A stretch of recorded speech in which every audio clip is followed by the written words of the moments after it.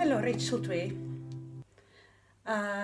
Dwi'n reiddiol o Brostatyn, ond yn ddigon lwcus i weithio yn surgery blaena ac i fyw yn Bro Ffestiniog.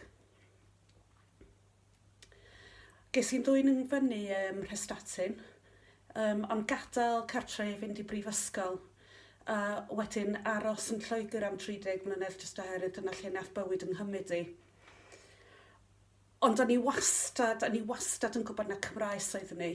A bob tro ni'n mynd adre i weld mam a dad, oedd gennyn nhw gopi o'r darn yma o farddoniaeth mewn poster ar gefn drws i toilet bach lawr grisia.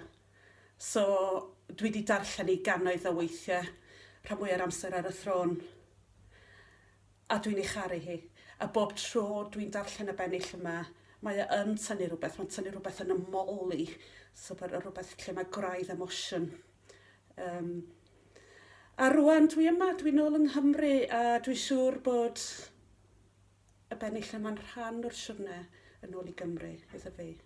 So dyma hi, mod i wedi i darllen i gannoedd o weithiau, dwi dal ddim yn ei chofio hi, so rhaid i fi ddarllen i eto. Okay. So Hon, gan T H Parry Williams. Beth yw'r ots gen i fi am Gymru? Damwain a hap yw fy mod yn ei libart yn byw. Nid yw hon ar fap yn ddim ond cilcyn o ddeiar mewn cilfach gefn, ac yn dipyn o boendod i'r rhai sy'n credu mewn trefn. A phwy sy'n trigon y farngred wedwch chi mi? Pwy ond gwehyddlion o bobl, peidiwch da chi a chleger am uned a chenedl a gwlad o hyd, mae dicyn o'r rhain heb Gymru i'w cael yn y byd. Rwyf wedi alaru erstalwm ar glywed grŵn y Cymru bondi grybwyll yn cadw sŵn. Mi af am dro i ysgoi ei lleferydd a'i llen, yn ôl i'm cynefin gynt am dychymyg yn dren, a dyma fi yna. Diolch am fod ar goll ymhell o gyffro geiriau reithafwyr oll. Dyma'r wyddfa a'i chryw, dyma lymder a moel ni'r tir, dyma'r llyn a'r afon a'r clogwyn, ac ar fy ngwir dacwr tŷ llem ganed.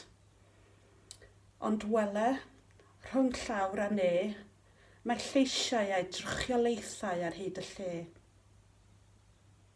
Rwy'n dechrau simsanu braidd, ac meddaf i chwi, mae rhyw ysicdod fel petai'n dod droso fi, ac mi glywaf grafangau Cymru'n dirdynnu fy mron, Duw am gwaredo, ni allaf ddianc rhag hon.